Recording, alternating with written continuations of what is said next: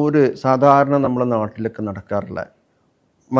വാപ്പ മരണപ്പെട്ട് കഴിഞ്ഞാൽ ഉടനെ തന്നെ അടുത്ത മാസങ്ങളിൽ തന്നെ അത് വീതം വെക്കുക എന്നുള്ളത് വളരെ എന്തോ ഒരു പ്രയാസമുള്ള കാര്യമായിട്ടാണ് ആളുകൾ മനസ്സിലാക്കുന്നത്. യഥാർത്ഥത്തിൽ മോശം പരിപാടിയായിട്ടാണ്. അതെ, അങ്ങനെയാണ് സാധാരണ പറയാ. അവർ മരണപ്പെട്ട ഉടനെ തന്നെ അവർ സ്വത്തിലേക്കാണ് എന്നൊക്കെ പറയും. അപ്പോൾ അങ്ങനെയുള്ള ഒരു കാര്യം പ്രയാസമുണ്ട് നാട്ടിൽ. അപ്പോൾ യഥാർത്ഥത്തിൽ അനന്തരാവകാശ സ്വത്ത് വീതം വെക്കേണ്ടത് എപ്പോഴാണ്? ഈ അജ്ഞത നേരത്തെ പറഞ്ഞതുപോലെ വിവരമില്ലായ്മയാണ് പല പ്രശ്നങ്ങളുടെയും വേര്, അടിസ്ഥാന കാരണം. അതാ നമുക്കെല്ലാവർക്കും ഇസ്ലാമിക ശരീഅത്ത് പ്രകാരം, ഇസ്ലാമിക കാഴ്ചപ്പാടിൽ മനുഷ്യൻ സമ്പത്തിൻ്റെ ഉടമ താൽക്കാലികം മാത്രമാണ്.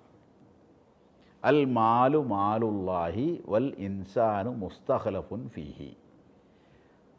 സമ്പത്ത് അള്ളാഹുവിൻ്റെതാണ്, മനുഷ്യൻ അത് കൈകാര്യം ചെയ്യാൻ ഏൽപ്പിക്കപ്പെട്ടവനാണ് എന്നാണ് ഇസ്ലാമിൻ്റെ കാഴ്ചപ്പാട്. അപ്പോൾ കൈകാര്യം ചെയ്യാനുള്ള പ്രാപ്തി നഷ്ടപ്പെടുന്നതോടുകൂടി സമ്പത്തിൻ്റെ യഥാർത്ഥ ഉടമയിലേക്ക് സമ്പത്ത് തിരിച്ചു പോകും, ഉടമസ്ഥതയിലേക്ക്. അപ്പോൾ ഞാനിപ്പോൾ ആഫിയത്തോടു കൂടി ഇരിക്കുമ്പോൾ എൻ്റെ സമ്പത്ത് എനിക്ക് കൈകാര്യം ചെയ്യാൻ പറ്റുന്നിടത്തോളം ഞാനാണത് കൈകാര്യം ചെയ്യുക. ഞാൻ മരിച്ചു, പിന്നെ അതിന് സമ്പത്ത് എനിക്ക് കൈകാര്യം ചെയ്യാൻ പറ്റില്ല. അപ്പോൾ അതിൻ്റെ യഥാർത്ഥ ഓണർ, അടിയാധാരം എന്ന് പറയും. യഥാർത്ഥ ഓണർ ആരാണ്? അള്ളാഹു ആണ്. ഞാൻ ഈ ദുനിയാവിലേക്ക് വരുമ്പോൾ ഒരു സമ്പത്തും കൊടുത്തിട്ടില്ലല്ലോ, ഇതൊക്കെ അവിടെ ഉണ്ടായിരുന്നതാണ്. എനിക്ക് തൽക്കാലം അള്ളാഹു നൽകിയതാണ്. ഞാൻ മരിക്കുന്നതോടുകൂടി പിന്നെ അള്ളാഹുവിൻ്റെതായി മാറി. പിന്നെ അത് ആരുടേതാണെന്ന് അള്ളാഹു ഓൾറെഡി തീരുമാനിച്ചു കഴിഞ്ഞിട്ടുണ്ട്.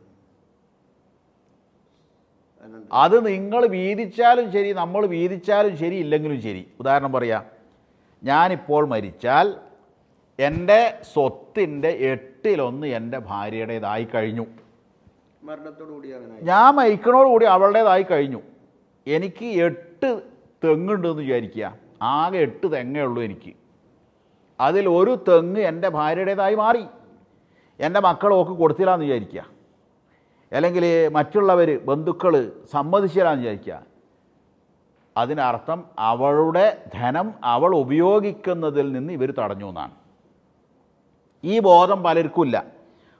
അതുകൊണ്ട് മഹാന്മാർ ജീവിച്ചിരുന്ന കാലത്തൊരു മഹാൻ്റെ ഭാര്യ ചപ്പാത്തിക്ക് പൊടി കുഴച്ചുകൊണ്ടിരിക്കെ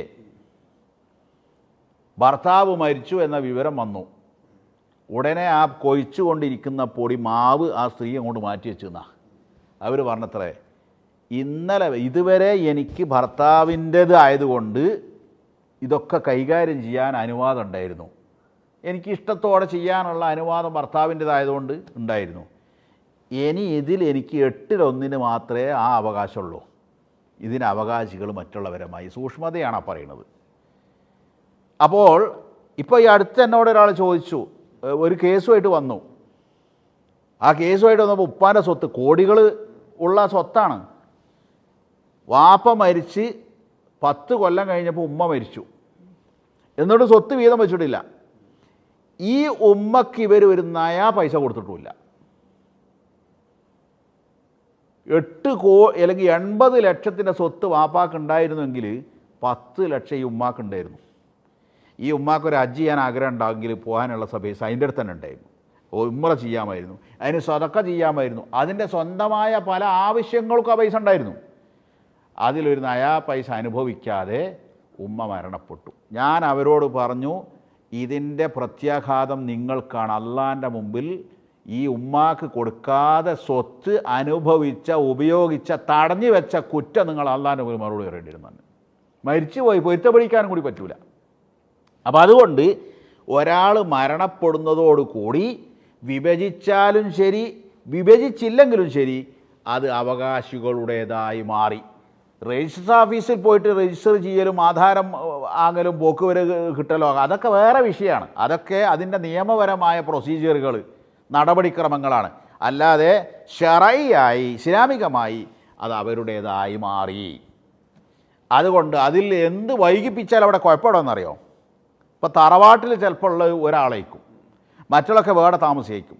വാപ്പാൻ്റെ സ്വത്ത്, അവിടുത്തെ ആ സ്വത്തിൽ അതിൽ നിന്ന് കിട്ടുന്ന വരുമാനം ആരുപയോഗിക്കുന്നു?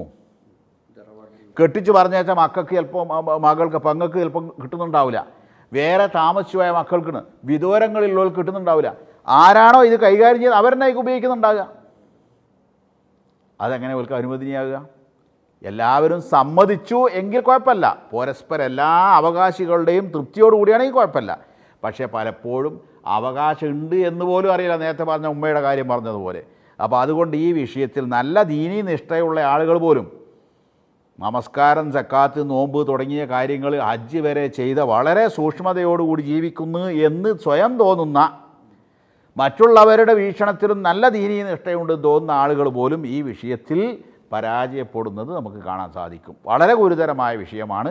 വളരെ ഗൗരവത്തിൽ പണ്ഡിതന്മാരും പ്രഭാഷകരും വയത് പറയുന്ന ആളുകളൊക്കെ ശ്രദ്ധിക്കേണ്ട വിഷയമാണ്. അതുകൊണ്ട് അനന്തരാവകാശം വീതിക്കുന്നത് എത്രത്തോളം വൈകുന്നോ അത്രത്തോളം സങ്കീർണമാവും. അവകാശികൾ പലരും വീതം വെക്കുന്നതിന് മുമ്പ് മരിച്ചാൽ അത് വീണ്ടും കോംപ്ലിക്കേറ്റഡായി മാറും. ഇത് നീട്ടിവെക്കുക എന്നുള്ളതാണ് കുറ്റകരം. ആണ്, സംശയമില്ല.